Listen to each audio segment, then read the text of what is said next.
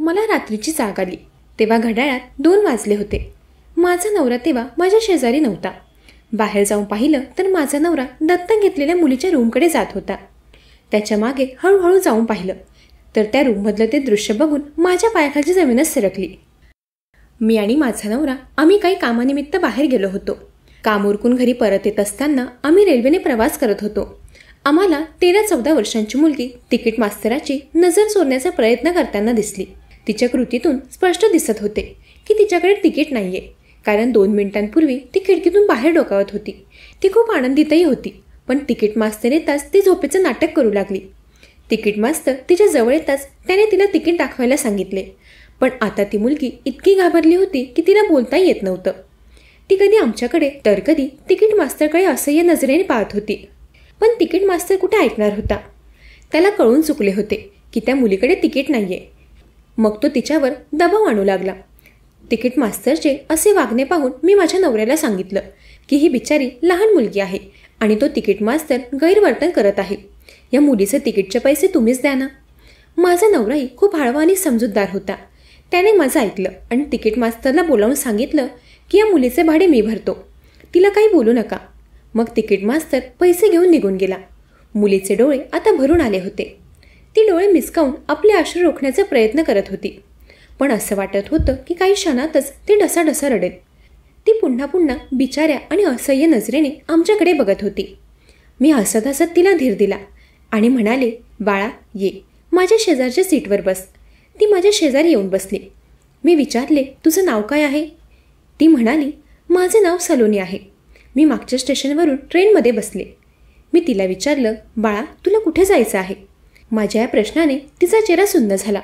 ती म्हणाली, मी सांगू शकत नाही, कारण ना मला घर आहे ना माझा काही ठिकाणा आहे. माझ्या आईवडिलांनी मला घरातून हाकलून दिले आहे. असे म्हणत ती ढसाढसा रडू लागली. आता तिच्या डोळ्यातून अश्रूंची नदी वाहू लागली. तिला पाहून माझे मन खूप हळवे झाले. मी माझ्या नवऱ्याकडे पाहिलं आणि म्हणाले की आपण या मुलीला आपल्या घरी घेऊन जाऊ. यावर माझा नवरा म्हणाला, तू काय बोलत आहेस? तिला थोडे पैसे दे जेणेकरून ती स्वतःला सांभाळेल. पण मी म्हणाले, ती एक मुलगी आहे आणि तिचं वयही खूप कमी आहे. बिचारी कुठे जाणार? या जगात ती एकटी कशी राहू शकेल? आणि तसंही या जगात वाईट लोकांची कमी नाहीये. आपल्यालाही अजून मूल नाहीत. जर आपण तिला आपल्यासोबत नेलं तर मलाही थोडा आधार मिळेल. तिला आपण चांगलं शिक्षण देऊ आणि काही वर्षांनी तिचं लग्न चांगल्या घरात करू, जेणेकरून या मुलीचे आयुष्यही उद्ध्वस्त होण्यापासून वाचेल. शेवटी माझे म्हणणे ऐकून माझ्या नवऱ्याने तिला घरी आणण्यास होकार दिला, पण ती काहीसे संभ्रमात होते.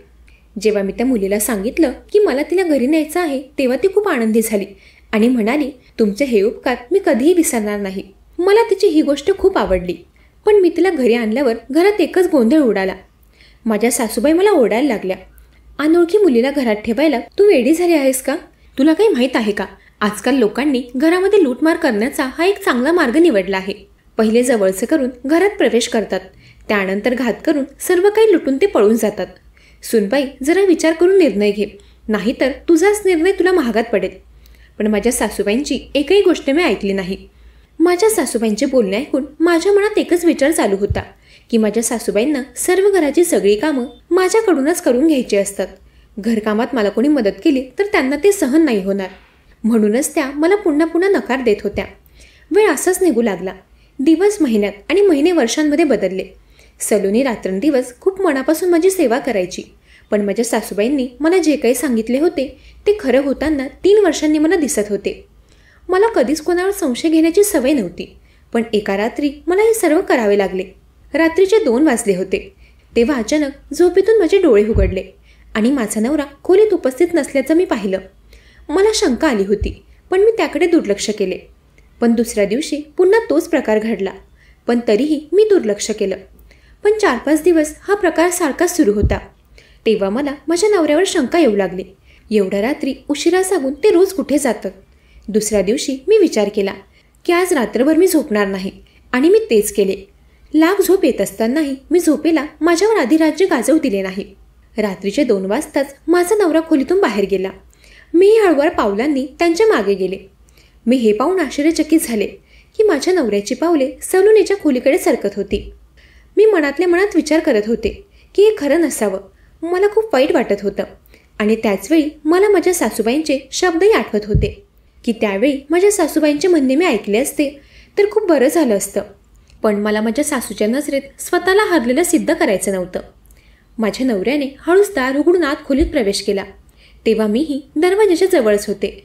मी गुपचूप त्याच्याकडे पाहू लागले. मी जेव्हा सलोनीचा चेहरा पाहिला तेव्हा तिचा चेहरा बघितल्यावर असं वाटत होतं की तिला कुठल्या तरी गोष्टीचा पश्चाताप होतोय.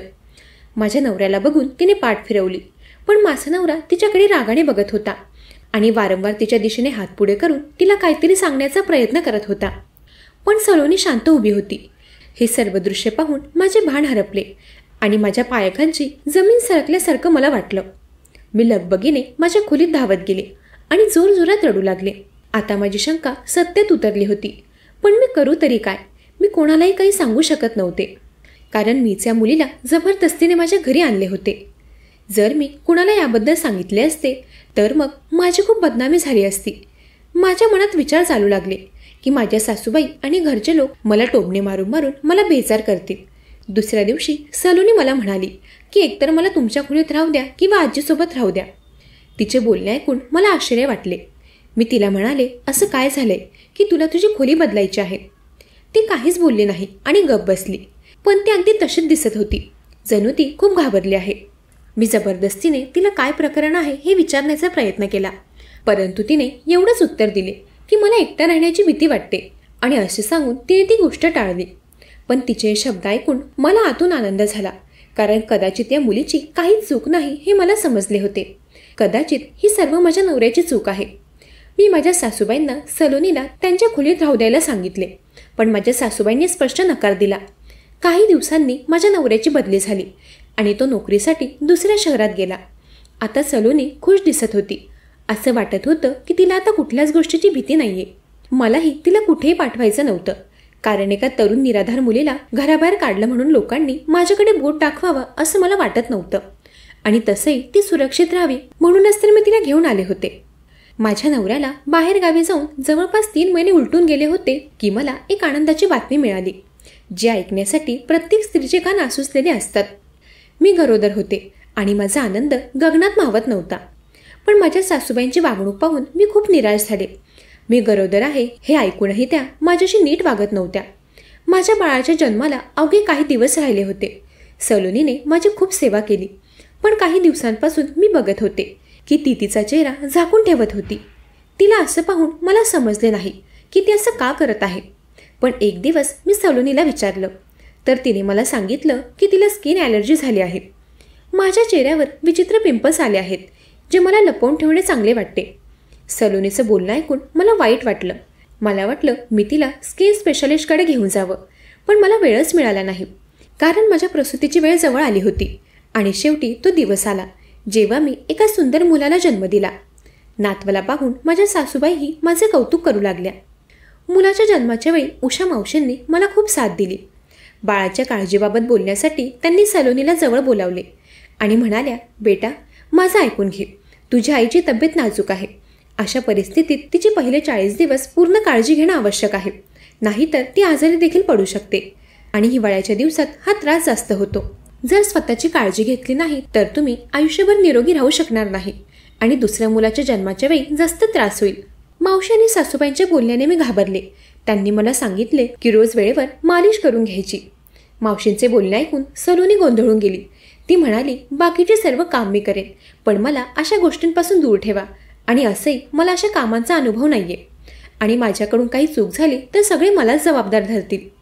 तिचे बोलणे ऐकून माझी सासू रागाने लाल झाल्या. ए मुली, तुला लाज नाही वाटत का? इतकी वर्ष झाली आम्ही तुला या घरात फुकट खायला घालतोय. तुला नाही बोलताना लाज कशी वाटत नाही? तू असं कसं बोलू शकतेस? जेव्हा ही वेळ तुझ्यावर येईल तेव्हा तुला समजेल. तुला जेवढं सांगितलं आहे तेवढंच कर. माझी सासू रागाने तिला बोलत होती. माझ्या सासूबाई माझ्याशी कधीच 2 प्रेमळ शब्द बोलल्या नव्हत्या, पण आज त्या मला मनापासून साथ देत होत्या. त्या दिवसापासून सलोनी मला रोज मालिश करून देऊ लागली, पण तिचा चेहरा नेहमीच ओढणीने झाकलेला असायचा. एके दिवशी योगायोगाने असं घडलं की सलोनी माझ्याजवळ बसलेली होती. कदाचित देवाला हे खरं दाखवायचं असेल. अचानक तिच्या चेहऱ्यावरून ती ओढणी बाजूला झाली. मी सलोनीला पाहून आश्चर्यचकित झाले. तिचा चेहरा बघून मी एकसारखं तिच्याकडे बघतच राहिले. माझ्या तोंडातून शब्दच बाहेर पडत नव्हते. मी मोठ्या कष्टाने थरथरत्या ओठांनी सलोनीला म्हणाले, आजही जर तू मला खरं सांगितलं नाहीस तर त्याचा परिणाम खूप वाईट होईल. सलोनीच्या चेहऱ्यावर मला एक भीती दिसत होती.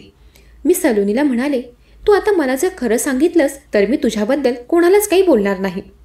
पण जर तू माझ्याशी खोटं बोललीस तर मी तुला इथे आणि आत्ताच पोलिसांच्या ताब्यात देईन. सलोनी थरथरत्या ओठांनी म्हणाली, मी खूप गरीब कुटुंबातील आहे, पण गरीब असण्यासोबतच माझ्या कुटुंबात अंधश्रद्धाही भरलेली आहे. माझे आईवडील जे नेहमी मुलींच्या जन्माच्या विरोधात होते, देवाने त्यांना 5 मुली दिल्या होत्या. जेव्हा लहान मुलगी जन्माला आली होती तेव्हा वडिलांच्या इच्छेवर जणू पाणीच फेरले आणि शेवटी त्यांनी विचार केला की कदाचित देव या बायकोपासून मला फक्त मुलीच देत राहील, मग दुसरं लग्न का करू नये. या प्रकरणाची घरात चर्चा झाली होती. तिची सत्ता धोक्यात जाताना दिसत होती. रात्रंदिवस ती देवासमोर प्रार्थना करत होती की कसे तरी एका मुलाची आई बनावं, पण हे निसर्गाचं काम आहे, हे माणसाच्या हातात नसतं. एके दिवशी ती उदास बसली होती तेव्हा एक बाई माझ्या आईकडे आली आणि म्हणाली की शेजारच्या गावात एक तांत्रिक आला आहे.